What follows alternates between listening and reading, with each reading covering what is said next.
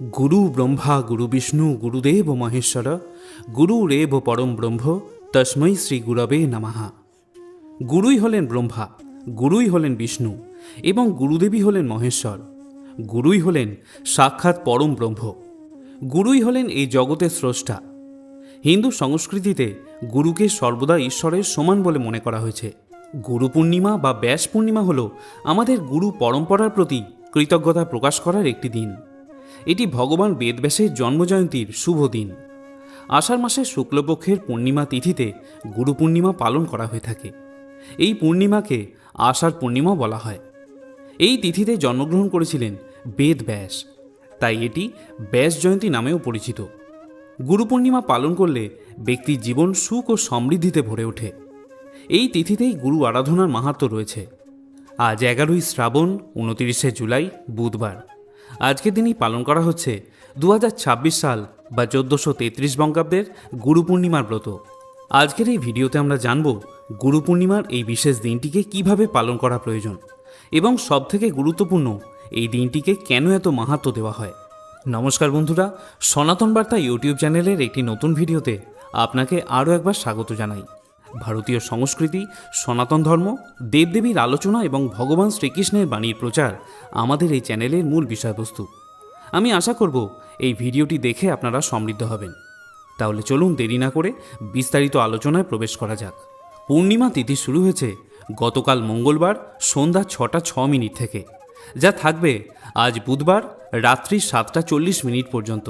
তাই উদয়া তিথি মেনে গুরু পূর্ণিমার ব্রত পালন করতে হবে আজ বুধবার দিন। যারা এদিন গুরুর উদ্দেশ্যে পূজা নিবেদন করবেন তাদের জন্য পূজার শুভ সময় থাকছে সকাল 9টা 33 থেকে দুপুর 2টা 12 পর্যন্ত। শ্রোতা বন্ধুরা, এবারে আমি আপনাদের বলবো এই গুরু পূর্ণিমার মাহাত্ম্য প্রসঙ্গে। এই বিষয়টি অবশ্যই গুরু পূর্ণিমা পালন করার পূর্বে সকলেরই জেনে রাখা প্রয়োজন। আমাদের হিন্দু সনাতন ধর্মে গুরুকে সবার প্রথমে স্থান দেওয়ার রীতি রয়েছে। গুরুকে ঈশ্বরের সমান বলে মনে করা হয়। কিন্তু এখানে প্রশ্ন হলো, কেন এই দিনটিকে গুরু পূর্ণিমার বিশেষ দিন হিসাবে বেছে নেওয়া হলো?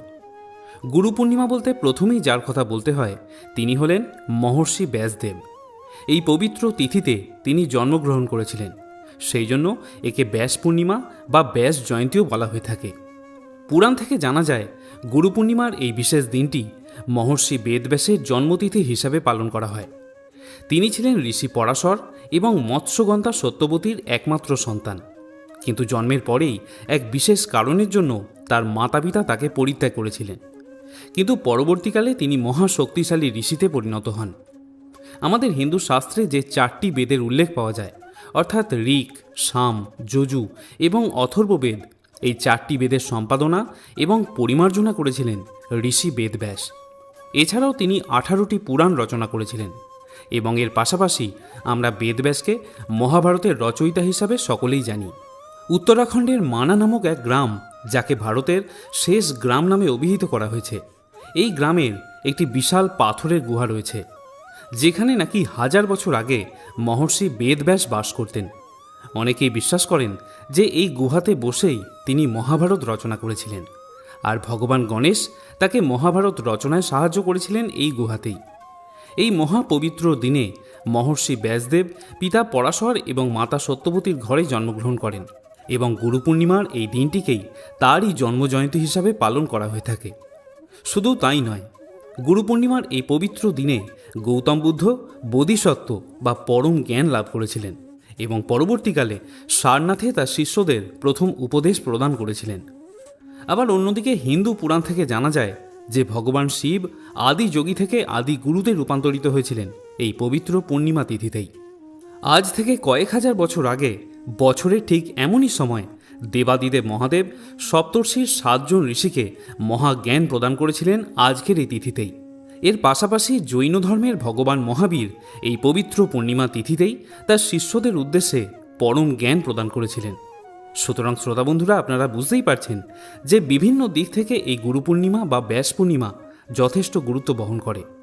বন্ধুরা, এবার আমি আপনাদের বলবো এই গুরু পূর্ণিমার দিন পালনীয় বিধি এবং উপাচার প্রসঙ্গে।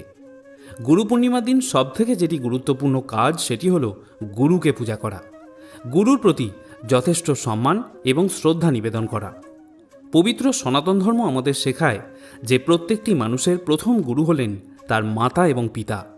তাই গুরু পূর্ণিমার দিন সবার প্রথমে যাকে সম্মান ও শ্রদ্ধা নিবেদন করা উচিত তারা হলেন আমাদের মাতা এবং পিতা। তাই গুরু পূর্ণিমার দিন খুব সকাল সকাল স্নান পর্ব সেরে নিন এবং তারপর আপনার মাতা পিতাকে প্রণাম করে আপনার সাধ্য এবং সামর্থ্য অনুযায়ী তাদের কিছু উপহার বস্তু প্রদান করুন। এটা আমরা সকলেই বিশ্বাস করি যে মাতা পিতার আশীর্বাদ ভিন্ন আমরা জীবনে কোনো সাফল্য অর্জন করতে পারি না। তাই জীবনের প্রথম গুরু মাতা পিতাকে এই দিন সবার প্রথমে শ্রদ্ধা এবং সম্মান প্রদর্শন করুন। যদি মাতা পিতা জীবিত না থাকেন তাহলে এই দিন মাতা পিতার ছবিতে অবশ্যই একটি ফুলের মালা নিবেদন করুন এবং তাদের ভক্তি ভরে প্রণাম করুন। দ্বিতীয় যে বিষয়টির কথা বলবো তা হলো, যদি আপনি দীক্ষিত হয়ে থাকেন বা যার কাছ থেকে আপনি জীবনে প্রতিনিয়ত চলার শিক্ষা পেয়ে থাকেন, সেই গুরু বা শিক্ষকের উদ্দেশ্যে কিছু শ্রদ্ধার্ঘ্য নিবেদন করুন এবং তার কাছ থেকে আশীর্বাদ প্রার্থনা করুন।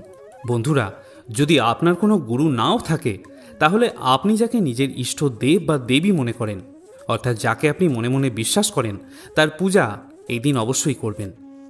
যেমন আমাদের মধ্যে অনেকেই দেবাদিদেব মহাদেবের ভক্ত, আবার অনেকেই আমরা আছি যারা ভগবান শ্রীকৃষ্ণের ভক্ত।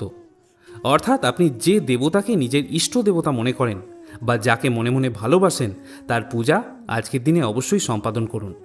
তার উদ্দেশ্যে শ্রদ্ধাসহ পূজা নিবেদন করুন। পারিবারিক সমৃদ্ধি এবং কল্যাণের জন্য এদিন অনেকেই ভগবান নারায়ণ এবং মা লক্ষ্মীর পূজা করে থাকেন।